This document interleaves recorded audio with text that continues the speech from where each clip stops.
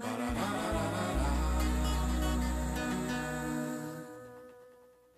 on the California coast, just north of Mendocino, where Boyd and Mary Kay Height have their vacation home, which they had mapped out to its actual size using stakes like these.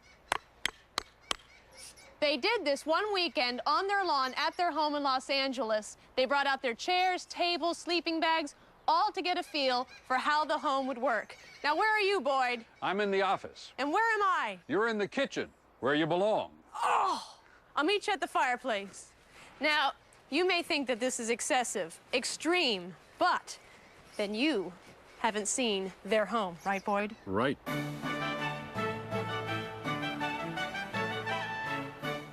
Did you mean that about the kitchen, Boyd? No, actually, I like to be in the kitchen, too. I make pizzas. Oh, do you? Mm-hmm. Well, you'll have to make me one then. All right. Now, take me through the process. You wanted a vacation home. You have this. Fill me in. Well, we decided to build something a little bit unusual. We sort of lost control of it. Who is the architect?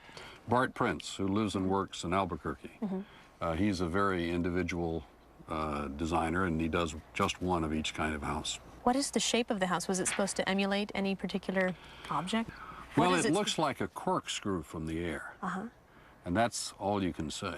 Otherwise, it simply undulates along. And they call it here the wave, correct? The local people nicknamed it the wave, and that's what everybody calls it. I like your use of plexiglass, right, around here? Right, that's a Lexan material, and it's translucent, so it permits light to go through, but it protects your privacy because you really can't see what's happening on the other side, and it's also a good insulating material. Wow, it does a lot. There's one thing I need to know, though, which I have no clue about. Where's the door? It's around the corner. Do you mind if I check your house out? Please. Thank you. Look at this door. When you have a house like this, you can't have a normal door. This is a 9-foot door that spins open and uses a lot of window cleaner. And here's the entrance of the house. And see how the roof slopes down? This is a great use of space here. This would have all been wasted space. So they put these little terraced benches here. And they're very neat people. If this was me, this would have been filled with mail, catalogs, maybe a jacket or two, some keys. But they're a little neater than I am. And now for the rest of the home. Now, this is one of those houses that, in order to really appreciate it, you have to take in the entire space and then work your way through to the little areas. And this place is absolutely overwhelming. This house really evokes an imagination in everyone. People think it looks like a whale. They think it looks like the waves, the coastline, how it undulates, the skeleton of a dinosaur, all different things. I think, for me, kind of feels like I'm in the middle of a wooden instrument, a piano, a harpsichord, and all these beams are just the different keys, and the music's playing, and there's all these overtones, and wow, sometimes I say the most beautiful things. There are 64 beams from bow to stern in this home, and this is cedar, and they're actually 2x4s glued together to make it look like a beam, and that way it is environmentally conservative. And the wood horizontally is heart redwood, and just beautiful. And this home kind of begs the question, how many planning committees does it take to approve of this house? And actually just one. And the only problem that people had with it was that their concern was that the windows would give off a glare to the whales out in the ocean. And so they solved this problem, and this is just amazing to me. I couldn't believe when I heard it. They got all the whales big sunglasses. I'm not kidding. They just positioned the house in a different angle, thereby solving that problem. Here is a light fixture, also designed by the architect Bart Prince. He shipped this up to them from Albuquerque, New Mexico, in a box with all these different pieces. This is copper, and said, you figure it out. And it took about 3 people to figure out how to put this together. And this is actually 3 of the sconces that are on the wall. The Heights furniture is from all around the world. This particular piece and the credenza behind me is from Sweden, which they bought when they were just starting out as a young couple. And after they bought it, they realized, we don't have the money for this. So what do Californians do when they need money? They go on quiz shows. They went on 9. Great story. Love the gas fireplace. This large stone structure in the middle of the home, if you want to call it the middle of the home, is a fireplace, and then on the other side is a bathroom, because there's always more than one way to put out a fire.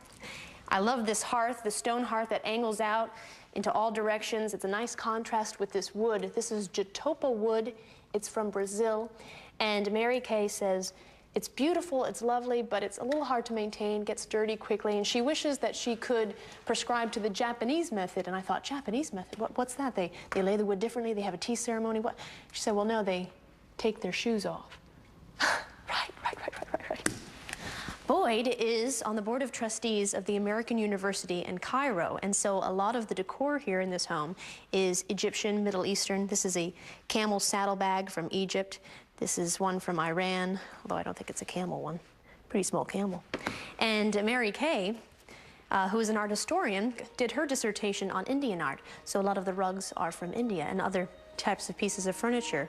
And they kept the interior of the home very simple because they did not want to compete with this view. The space in this home is awesome, and yet it is only 3,200 square feet. But because the way it was built and that you see its ribs, you see the way the home shapes, it's pretty dramatic. But the home still has its more intimate spaces, like this kitchen, which is round, warm, cozy, and the architect opened it up by putting these wood slats in. That way you get more sunlight, you can be a part of whatever's going on in the living room or the dining room, and yet you still kind of feel that there's some privacy here. And this is their vacation home. Their real home is in the Los Angeles area, but they do plan to retire here someday. Up here is the guest room. The Heights have 3 grandchildren, and just a note to parents, I remember being 3 years old, looking at this and going, how foolish parents really are. So we'll put that aside, and it's in this room that you really get the feeling that you're in a hull of a ship. Look at these angles of this roof and the side of this house. This trunk was actually found on a ship. It is a pearl diving trunk from Kuwait. This is the balcony off the guest room. Here you can see a great view of the California coastline. There's some fishermen fishing for salmon, and it also gives you a whole nother perspective on the angles of this home.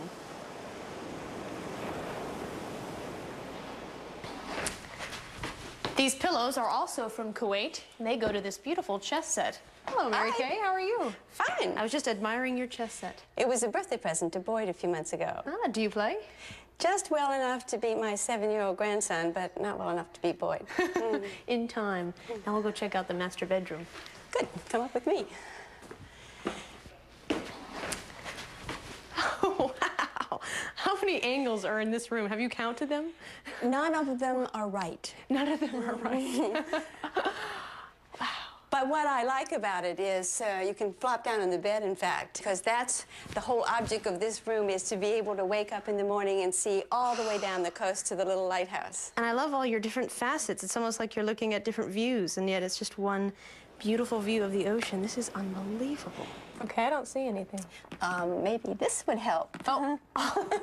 Look right out over there. You can see the sea lions. They come into our bay here and hunt for abalone. Excellent. You know, I was talking to your husband a little earlier, and the two of you seem like very normal people. So how do you have a house like this? And I'm associated with preservation. I think that we are creating a house that in 100 years we're going to be having somebody out there saying, save the Height House. Excellent. Like you do for things that are preserved today. And we also wanted to do something that is the kind of thing that you preserve in the future, using new materials and new angles and new ways of enclosing space. Wow. So this is your vacation home. So what do you do as a vacationer here? Well, one thing you haven't done is look at the little town of Mendocino, which is so charming. It's a 19th century village kept very pristine. So maybe we could run down there and have a look. Excellent. Okay. Always shop. Always time to shop.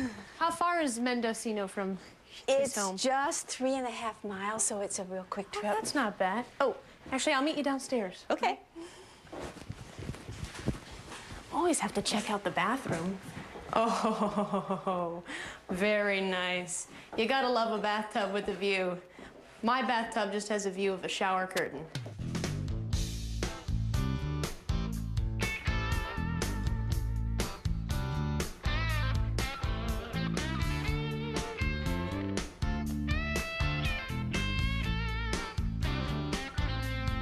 Mendocino is so enchanting. It really has a lot of flavor. Well, it got really laid back after the mill closed in the 1930s until the 60s. Then it was discovered by the flower children and by the arts and craftsy types. And ever since, it has been gradually getting more cute shops, nicer restaurants, cute bed and breakfasts. And still pretty laid back, though. You just throw on a pair of jeans and you go. Right? And that's what everybody does. Now, I would have chosen to build a vacation home here just because there was a cookie company. Oh, what was your reason? That's a good reason, but we chose it because it's so beautiful, it's so calm, and such a nice contrast to city life, which is busy, of course, and people are so little town. They're friendly, open, fun to be with. Well, that's a good enough reason for me. Do you think we should have brought a cookie back for Boyd?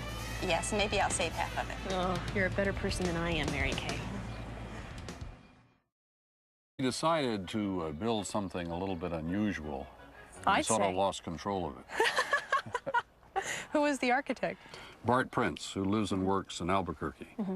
He's a very individual designer, and he does just one of each kind of. Did you mean that about the kitchen, Boyd? No, actually, I like to be in the kitchen, too. I make pizzas. Oh, do you? Well, you'll have to make me one then. All right. Now, take me through the process. You wanted a vacation home. You have this. Fill me in. Well, where you belong. I'll meet you at the fireplace. Now, you may think that this is excessive, extreme, but then you haven't seen their home, right, Boyd? Right.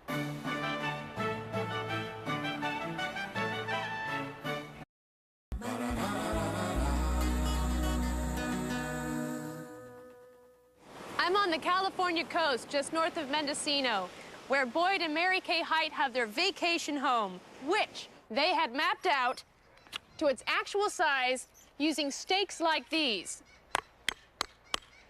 They did this one weekend on their lawn at their home in Los Angeles. They brought out their chairs, tables, sleeping bags, all to get a feel for how the home would work. Now, where are you, Boyd? I'm in the office. And where am I? You're in the kitchen.